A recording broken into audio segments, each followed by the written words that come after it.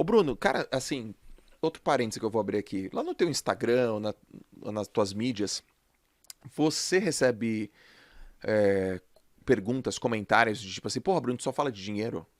Não. Existe isso? Existe um cara, pô, você não vai falar tudo pra você é dinheiro, ou você só fala de dinheiro, ou nem tudo é dinheiro? Existe essas coisas, esse tipo Então, de o comentário? só fala de dinheiro não. Até porque lá o assunto no Instagram principalmente fica mais amplo. No YouTube é muito dinheiro, né? É sempre focado em finanças. No Tá. Instagram a gente acaba falando de mais coisas. Então não, mas o que sempre aparece é dinheiro é muito importante, de fato.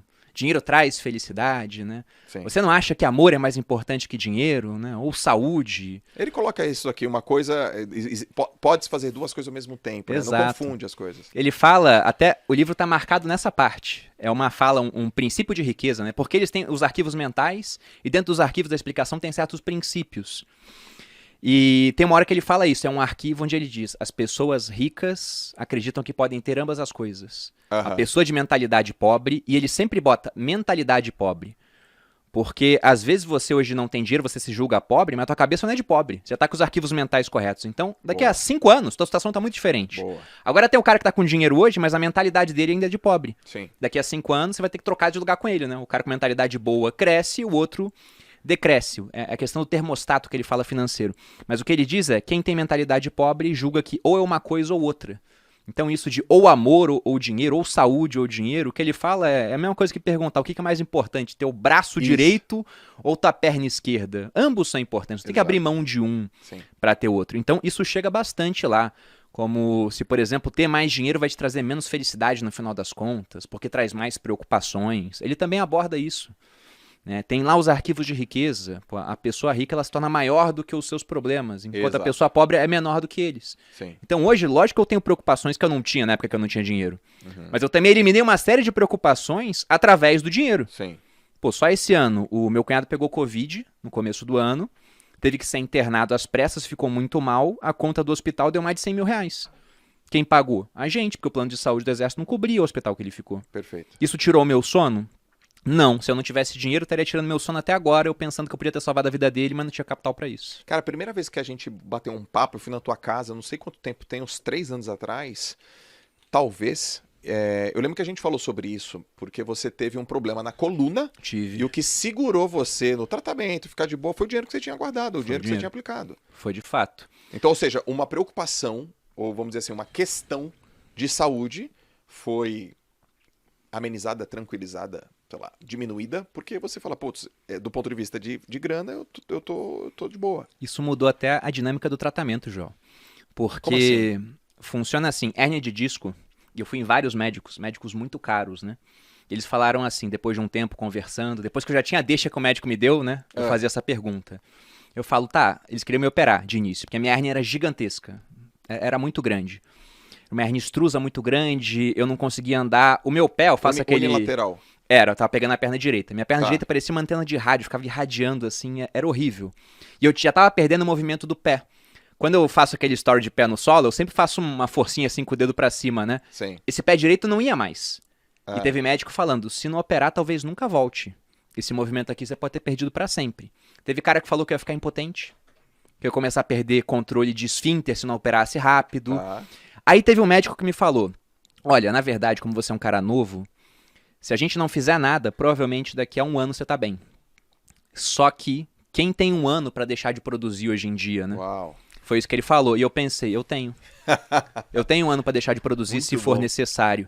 Porque a cirurgia Ander de disco, ela resolveria o meu problema no dia seguinte. Eu sairia andando, pelo que eles falavam. Hum, Tranquilo. Só que é uma cirurgia na coluna, então é sempre complicado, né? Tem um percentual mínimo de problemas, mas quando dá um problema, é um problema sério. Então, se fosse um problema na cirurgia, eu poderia perder o movimento da região ali pra baixo. Mas era uma chance pequena. Porém, acontece de vez em quando. E o ponto é que se eu opero com 30 anos a base da minha coluna, ela fica mais instável. Com 40 eu tô operando o meio, com 50 eu posso estar operando a cervical, com 60 eu tô botando pinos nas costas. Então eles falaram, olha, não dá pra te garantir que não vai ter um outro problema, eles não poderiam garantir nada disso, né? E eu falei, tá, e se eu não operar? Ah, vai demorar bastante tempo, mas provavelmente você vai ficar bem. Então eu falei, então eu escolho fazer um tratamento conservador e esperar o tempo que for necessário. Porque hoje eu tenho capital para poder priorizar a minha saúde antes de ganhar mais capital. Então é aquele ponto, né? O que é mais importante, o dinheiro ou a saúde? Ele até coloca uma frase, um princípio de riqueza, que ele fala que o dinheiro é muito importante nas áreas onde ele tem influência Ok. e insignificante onde não tem. Aham. Então, a saúde é muito importante, mas eu só pude preservar e recuperar minha saúde porque eu tinha um dinheiro pra isso. Cara, isso é incrível. Isso quebra um puta de um paradigma, né? Eu lembro que quando a gente conversou sobre esse assunto, fez muito sentido pra mim. Muito sentido. Agora é o seguinte, nessa primeira parte sobre modelo de dinheiro, mindset, os arquivos que são colocados, como é que foi isso na tua família? Teu pai e tua mãe? Foi neutro? Foi positivo? Foi negativo? Como é que você classifica isso? Então, ele até fala que ou você sai igual os seus pais, pelo menos igual a um deles, ou sai totalmente oposto por rebeldia. E amo meu pai, minha mãe, nunca deixaram faltar nada pra mim, mas também nunca sobrou muita coisa lá em casa. Porque dentro de perfis financeiros, né, a gente pode falar que tem um cara que é o financista, o cara que é o poupador, a Malu é uma poupadora de fábrica. Sim. Aí você tem a pessoa que é desligada com dinheiro, que é o meu pai, não ligava pra dinheiro, e tinha minha mãe que era descontrolada. Então quando você casa um desligado com um descontrolado, Dá ruim. um não liga, o outro gasta muito. Então eu cresci numa família onde o normal era ter dívida. Tá. E olhando aquilo eu pensei, eu não quero isso pra mim. Então grande parte dos arquivos aqui, de fato, eu encontrava situações onde eu via, nossa, eu tive um exemplo negativo aqui. Por exemplo, em 96, os meus pais tinham celular. Ninguém tinha celular naquela É época. aquele grandão. Era um grandão, era pra falar entre eles, talvez com o Abílio Diniz, né? Porque era outra pessoa que tinha celular no Aham. Brasil. E era caríssimo. Era muito caro, Eu então lembro. eu não sei por que cargas d'água eles tinham celular naquela época, mas tinham. Não tinha ninguém. Então, pra falar. vendo aquele tipo de coisa, eu falei, poxa, eu não quero me comportar igual os meus pais nesse aspecto. Em vários outros, minha mãe é uma pessoa ímpar, assim, em termos de generosidade, meu pai é a pessoa mais culta que eu conheço. Meu pai fica me zoando de homem de poucas letras, né? Aham. Eu leio pra caramba e ele fala, homem de poucas letras, porque ele é muito mais culto do que eu. Só que nesse aspecto financeiro, eles foram um modelo que eu falei, eu tenho que sair diferente disso. Então, meu modelo de dinheiro não pode ser igual ao dos meus pais. O termostato deles estava marcado, naquela época, mudou ao longo do tempo, mas estava marcado para negativo. Porque o normal para eles é não ter patrimônio e tá devendo. Sim. Então, quando eu vi aquilo, eu falei, eu tenho que mudar. No meu caso, foi o oposto. Meus pais sempre com mindset poupador. Nunca vi nenhum problema na minha casa. Nunca brigaram por causa de dinheiro. Nunca, zero. Eu sempre soube que tinha, não sabia quanto. Eu sempre soube que tinha ali. Meu pai era poupador, minha mãe também. E nunca vi ninguém ligar. Nunca vi dívida. Nem eu, nem os meus irmãos. E eu era o... Como é que era? Você chamou seu pai? Desligado. Eu era desligado, cara. É tipo, tá bom. Eu dava de ombrinho. Não, tá bom. Esqueci de pagar uma conta. Tem juros. Não, tá bom. E aquilo foi acontecendo e meus pais odiavam essa minha atitude. Odiavam. E eu lembro que minha mãe tinha umas frases, até caberia uma frase da minha mãe aqui. Ela falou assim, filho, quem guarda tem, quem não guarda fica sem. Então, velho, você tá louco. Você tem que guardar. Meu pai também. Pô, cara, você precisa guardar o seu dinheiro assim por diante. No meu caso... Foi o que mais me incomodou no mindset, que não foi o mindset dos meus pais, que era o meu mindset, é que eu era aquele cara que o dinheiro entrava, eu nunca fui um cara que ganhei pouco, mas eu não via, ele escoava. Você nem sabia pra onde. Cara, eu não sabia. Eu olhava assim e falei, eu ganhei 6 mil reais esse mês, tô te falando assim, sei lá, 2005. Que era muito mais grana Muita do que grana, eu hoje. morava em Santos, sou educador físico, Você ganhava 6 mil reais no mês? 6.800. Em 2005, eu tava pra entrar no exército, eu entrei em 2006. O salário do oficial, depois que ele se formava, era 2 mil, eu pensava, cacete, 2 mil reais. O que eu vou fazer com isso? Me dá um pônei, né? Me dá um pônei! Eu pensava já isso. tem a galera do pônei? Ainda não tem a galera do Ah, não acredito. Mas já estamos com 2.400 pessoas. Que Ah, legal, pô. isso, cara? Eu acho que a gente tem que bater um Bacana. recorde aqui. Qual que é o recorde? 3 mil, né? 3.000 e fala um pouquinho. Assim. Eu acho que a gente tem que bater o recorde, galera. Se for pra mais 500 pessoas, a gente bate o recorde histórico do JJ Podcast Pô, aqui bacana. com... Mais com o do que Brunão. bateu com o Thiago? Não Acho que eu que- seja competitivo, longe disso. Não, nem eu também. Hã?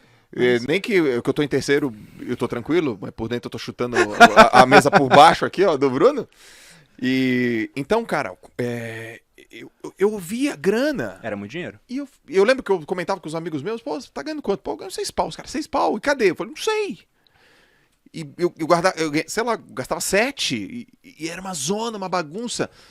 Até o momento que isso acumulou, velho. De uma forma que eu fui, sei lá, 2008. Falei, cara, eu entrei aqui numa enrascada, meu. Você chegou a ter dívida. Muito. 150 Nossa, mil. que isso, cara? 150 pau de dívida. E eu falei, cara, entrei numa enrascada.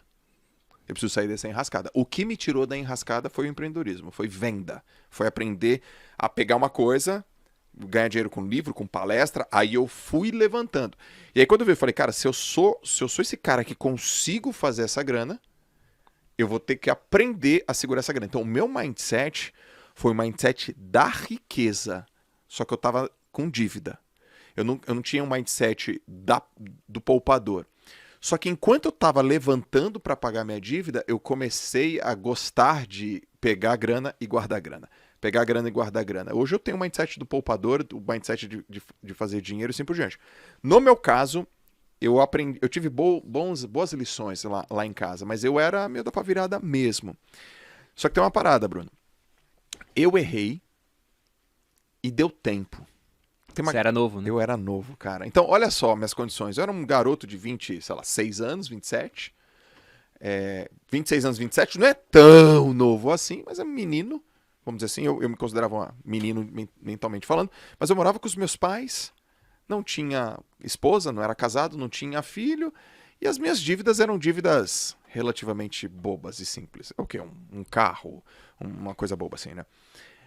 E deu tempo de recuperar. Mas tem gente que não tem, né, cara?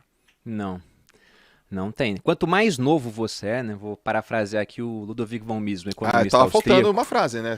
Já tava meia hora, não tinha frase. Falando de países, ele fala que o país rico, ele pode se dar ao luxo de adotar caminhos insanos por mais tempo que o pobre. E trazendo para pessoas, né? A pessoa rica ou a pessoa jovem pode fazer isso por mais tempo do que a pessoa não rica ou a pessoa que já está com uma idade mais avançada.